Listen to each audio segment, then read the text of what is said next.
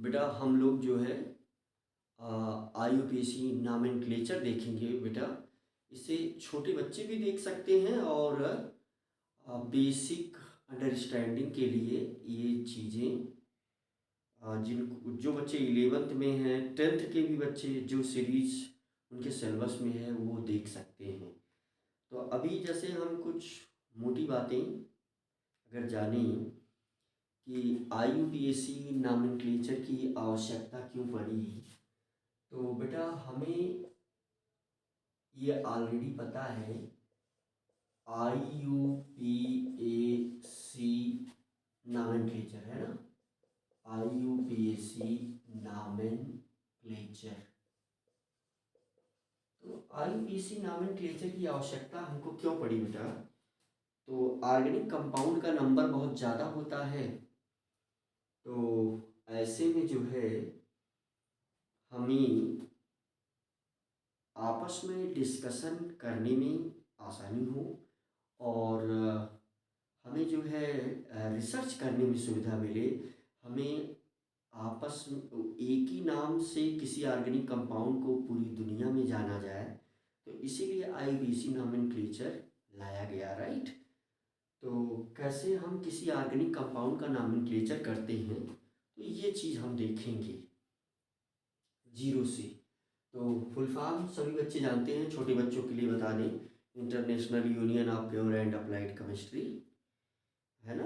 I for international, U for union, P for pure, international union of pure and applied chemistry, ठीक है, international union of pure and applied chemistry. तो ये बेटा इसका full form है।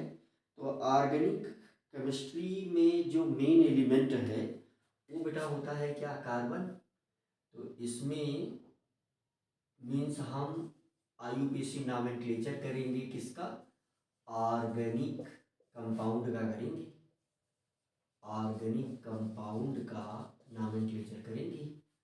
तो organic compound में बेटा ये जो मेन एलिमेंट है वो है C एटम, ठीक है। तो वैसे ऑर्गेनिक कंपाउंड में कुल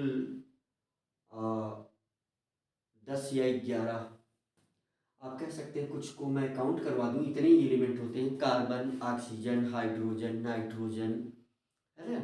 बहुत कम उसमें अदर एलिमेंट आते हैं। फिर अगर मेटल आता है तो वो ऑर्गेनोमेटालिक में चला जाता है। अभी अगर हम ऑर्गेनिक की बात करें तो ऑक्सीजन, नाइट्रोजन और कार्बन ये मेन एलिमेंट हैं, राइट। तो हम इस कार्बन एलिमेंट का की बैलेंसी हमें समझना पड़ेगा पहले। तो ये जो कार्बन एलिमेंट है, हम सभी लोग जानते हैं कि ये कार्बन का जो एटॉमिक नंबर है वो 6 है। तो ऐसे में ये 2,4 ये इसका नॉर्मल सा इलेक्ट्रॉनिक कॉन्फ़िगरेशन है। ये अपना ऑक्टेट पूरा करने के लिए कार्बन 4 बॉन्ड बनाएगा, राइट। तो इसका मतलब कि जो कार्बन है वो इस प्रकार से 4 बॉन्ड बनाएगा, ठीक है। तो ये यानी जो भी इसमें फार्मूले लिखे जाएंगे वो इस चीज़ को सेटिस्फाई करनी चाहिए कि कार्बन की बैलेंसी कंप्लीट होनी चाहिए, चाहे वो डबल बॉन्ड के द्वारा या ट्रिपल बॉन्ड के द्वारा और या सिंगल बॉन्ड के द्वारा, राइट। तो आइए हम लोग देखते हैं IUPAC नॉमेनक्लेचर के विषय में। तो कुछ मोटी मोटी बातें। तो इसकी आवश्यकता क्यों पड़ी ये बात हमने आपको बता ही दिया कि जिससे हम ये समझ सकें कि किसी ऑर्गेनिक कंपाउंड का क्या नाम है और उसी नाम से उस ऑर्गेनिक कंपाउंड को पूरी दुनिया में जाना जाए। और बेटा बॉन्ड पर ही रिसर्च होता है, राइट। तो जैसे जो टोटल ऑर्गेनिक कंपाउंड हैं, जैसे अभी अगर हम कुछ इसमें पॉइंट और नोट्स बनाना शुरू करें काफ़ी कलम ले करके, तो बेटे जो टोटल ऑर्गेनिक कंपाउंड है, राइट, अगर हमसे कोई पूछता है कि ये टोटल ऑर्गेनिक कंपाउंड का नंबर कितना है, टोटल ऑर्गेनिक कंपाउंड्स। ठीक है बेटा, तो टोटल ऑर्गेनिक कंपाउंड्स का जो नंबर है, अगर ये बहुत ज़्यादा है तो हम कह सकते हैं कि इसका नंबर बहुत ज़्यादा है ना। टोटल ऑर्गेनिक कंपाउंड इस यूनिवर्स में कितने हैं, तो हो सकता है बहुत सारे ऑर्गेनिक कंपाउंड हो जिनकी डिस्कवरी भी ना हुई हो। तो बहुत सारे ऑर्गेनिक कंपाउंड हैं और इनका नंबर बहुत ही ज़्यादा है। हम कह सकते हैं कि टोटल ऑर्गेनिक कंपाउंड का नंबर बहुत ही ज़्यादा है। ठीक है, तो ऑर्गेनिक कंपाउंड का अगर नंबर बहुत ज़्यादा है तो इसका क्या सेंस है कि अब इसको किसी एक पर्टिकुलर नेमिंग मेथड से जाना जाए तो वो हमारी आपसी कन्वर्सेशन और डिस्कशन इस सब के लिए बेटर होगा। तो ऑर्गेनिक कंपाउंड जो है ये, इसमें मेन एलिमेंट हमें बताया, इसका नंबर बहुत ज़्यादा है। तो ये सारे ऑर्गेनिक कंपाउंड को कुछ सीरीज में डिवाइड कर दिया गया। तो all organic compounds are classified, ऐसा हम लिख सकते हैं, ऑल ऑर्गेनिक कंपाउंड्स। अभी बेसिक लेवल पर ऑल ऑर्गेनिक कंपाउंड्स, जो सभी ऑर्गेनिक कंपाउंड्स हैं, इन सभी ऑर्गेनिक कंपाउंड्स को क्लासिफाई किया गया। इन सभी ऑर्गेनिक कंपाउंड्स को क्लासिफाई किया गया किसमें, कुछ बेसिक होमोलॉगस, कुछ होमोलॉगस सीरीज में, राइट। तो होमोलॉगस सीरीज, होमोलॉगस सीरीज।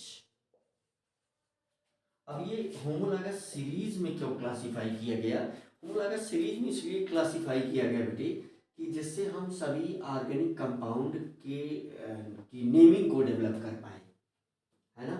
तो सभी ऑर्गेनिक कंपाउंड को कुछ होमोलॉगस सीरीज में क्लासिफाई कर दिया गया और वो series near about class 10th में 9 या 10 आप कह सकते हैं। ये होमोलॉगस सीरीज का जो नंबर है वो क्लास 10 के सिलेबस में हम कह सकते हैं कि 9 या 10 एच है। एच मीन्स होमोलॉगस सीरीज, है ना, 9 या 10 है।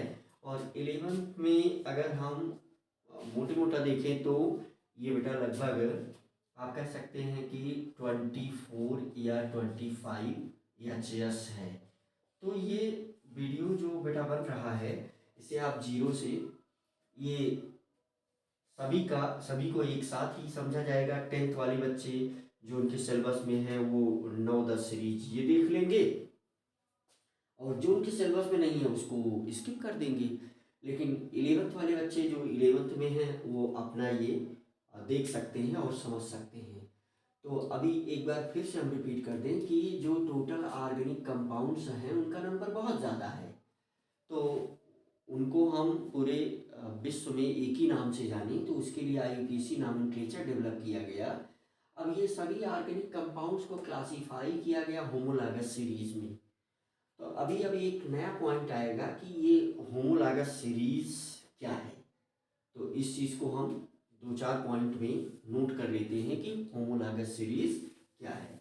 ठीक बेटा, तो जैसा हमने यहाँ लिख भी दिया था कि 9-10 सीरीज जो है, 9-10 होमोलॉगस सीरीज 10th में है, 24-25 सीरीज के आसपास 11th में है। इसी सब से वो जो भी क्वेश्चन बनते हैं कॉम्पिटिटिव एग्ज़ाम से लेकर के और हमारे एकेडमिक एग्ज़ाम में, तो इसी के अंतर्गत सारी आ जाएंगी, राइट।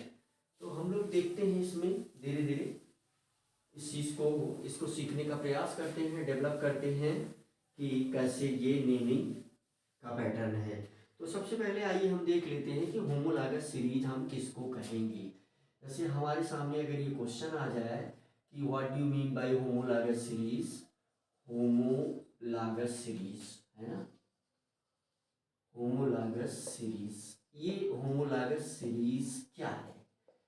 तो पहली बार में तो हम ये कह देंगे कि ये जो है एक क्लास है कंपाउंड्स का, एक ग्रुप है कंपाउंड्स का। तो हम चलिए ये कह देते हैं कि it is a class OR group of compounds, ठीक है। नॉर्मल तौर पर it is a class OR group of compounds. तो क्या क्या सेंस इसका निकल रहा है, यहाँ से आप नोट्स बना सकते हैं समझने के लिए। इसका क्या सेंस निकल रहा है कि होमोलॉगस सीरीज कई है, जो एक होमोलॉगस सीरीज होगी उसमें जितने कंपाउंड्स होंगे वो एक तरह के होंगे, ठीक है बेटा। तो कैसे वो एक तरह के होंगे, तो वो कुछ मोटी मोटी बातें हम लोग जानते हैं। तो कोई भी होमोलॉगस सीरीज होगी तो each homologous series every, yeah, you can say every homologous series, every, अब homologous series को शॉर्ट में बेटा हम एच बोलने लगेंगे, राइट। तो every एच हैज इट्स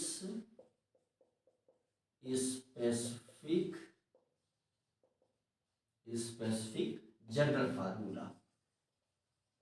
तो जनरल फार्मूला, राइट। तो every H S has its specific general formula. तो आगे हम देखेंगे, जैसे अगर अभी बेसिक लेवल पर हम ये एग्जांपल दे दें, जैसे फॉर एग्जांपल हम ये कह सकते हैं एल्केन एक एच एस है। एल्केन क्या है, एक एच एस है, और इसका जनरल फार्मूला है CnH2n+2। ये इसका क्या है, एक जनरल फार्मूला है, राइट। तो होमोलॉगस सीरीज हम किसे कहेंगे, ये उसकी कुछ कैरेक्टरिस्टिक लिखी जा रही है। ये होमोलॉगस सीरीज के लिए हम क्या लिख रहे हैं, इसकी कैरेक्टरिस्टिक लिख रहे हैं कि हम कब होमोलॉगस सीरीज एक ग्रुप ऑफ कंपाउंड को कहेंगे, है ना। कैरेक्टरिस्टिक्स, ये सब जो भी पॉइंट यहाँ हैं ये सब इसके कैरेक्टरिस्टिक्स हैं, ठीक है बेटा। तो अगर हम मोटे तौर पर देखें, तो जैसे अगर हम अगले पॉइंट की बात करें कि होमोलॉगस सीरीज की नेक्स्ट कैरेक्टरिस्टिक क्या है, तो every H S has its specific functional group. तो every H S has its specific functional group, ठीक बेटा। तो सभी functional group,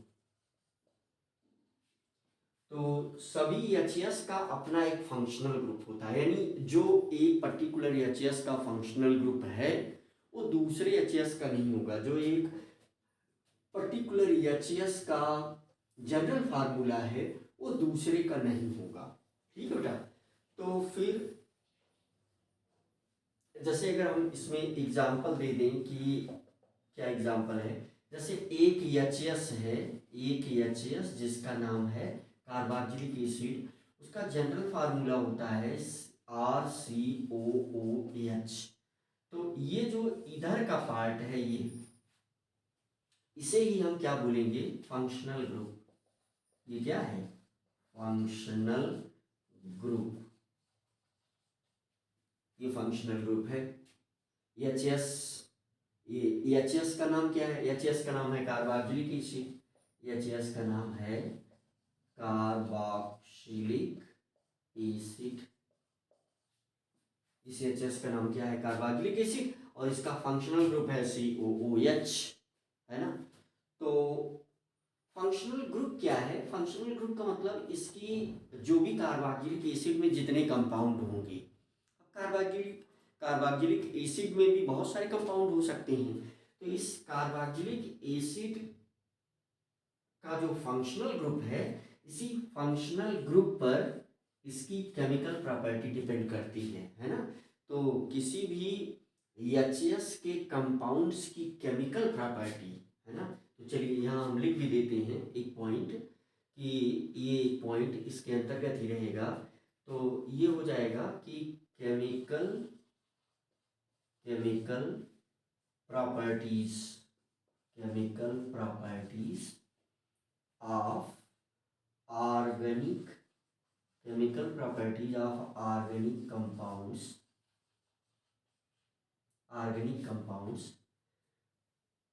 depend upon functional group ठीक बेटा। तो ये इसके अंतर्गत हम समझ सकते हैं। तो chemical properties of organic compounds depend upon the functional group. जैसे अगर दूसरा हम एक एग्जांपल आपको दे दें, ROH एल्कोहल है, तो इसका जो फंक्शनल ग्रुप है, इसमें फंक्शनल ग्रुप, तो ये सिंगल बॉन्ड वैकेंट OH है, ठीक है। तो इसी फंक्शनल ग्रुप पर केमिकल प्रॉपर्टी डिपेंड करती है। तो होमोलॉगस सीरीज की कैरेक्टरिस्टिक हम देख रहे हैं। हमने एक पॉइंट देखा, 2 पॉइंट देखा, और एक 2 पॉइंट और हैं जिनको हम यहाँ लिख सकते हैं। जैसे हम इसको मिटा भी लेंगे आगे। तो जैसे जो भी कंटिन्यूअस कंपाउंड होगा, किसी होमोलॉगस सीरीज का 2 कंटिन्यूअस कंपाउंड के बीच का जो डिफरेंस होगा वो CH2 का होगा या 14 AMU का होता है, राइट। तो हम ऐसा कह सकते हैं कि 2 कंटिन्यूअस कंपाउंड, अब ये हम समझाएंगे भी, 2 continuous compound, 2 continuous compounds of every HCS has the difference of CH2 ORR 14U, या हम इसी को 14 AMU भी बोलते हैं, है ना, एटॉमिक मास यूनिट। तो 2 कंपाउंड के बीच यही डिफरेंस होगा। इसका हम अगर यहाँ एक एग्जांपल दे दें, जैसे अगर हम एल्केन की बात करें, तो एल्केन जो HCS है, इसका पहला कंपाउंड हो गया CH4 और दूसरा कंपाउंड इसका हो गया C2H6। तो दोनों के बीच का जो डिफरेंस है वो कितने का आएगा, CH2 का आएगा। देखिए इसमें C जोड़ेंगे तो ये C2 हो जाएगा, और H में ये जोड़ेंगे तो C2H6 हो जाएगा। ऐसे ही होगा। तो हम अब क्रम से एक एक HCS को डिस्कस करेंगे, और कुछ जो टर्म यूज किए गए इसके नॉमेनक्लेचर में हम वो चीज़ देखेंगे, ठीक बेटा। तो आप जो है, मुझे लग रहा है कि वो चीज़ें हम अपने नेक्स्ट वीडियो में देखेंगे। तो HCS क्या होता है ये हमने समझाने का प्रयास किया। तो आप इसे देख लें कि HCS क्या है। HCS मीन्स जितने भी ऑर्गेनिक कंपाउंड्स हैं उन सभी को कुछ HCS में क्लासीफाई कर दिया गया है ना। ये बात मैं फिर से रिपीट कर दूं कि जितने भी ऑर्गेनिक कंपाउंड नोन हैं उन सारे ऑर्गेनिक कंपाउंड्स को कुछ ही HCS में बांट दिया गया, और ऐसा करने से हम आराम से उसका नॉमेनक्लेचर कर सकते हैं और आसानी से समझ सकते हैं। तो मैं ऐसा सोच रहा हूँ कि आप वे भी ना और आराम से सीख जाएं, इसीलिए ये वीडियो छोटा बन रहा है। तो नेक्स्ट में हम जो है नेक्स्ट वीडियो में आगे देखते हैं बेटा।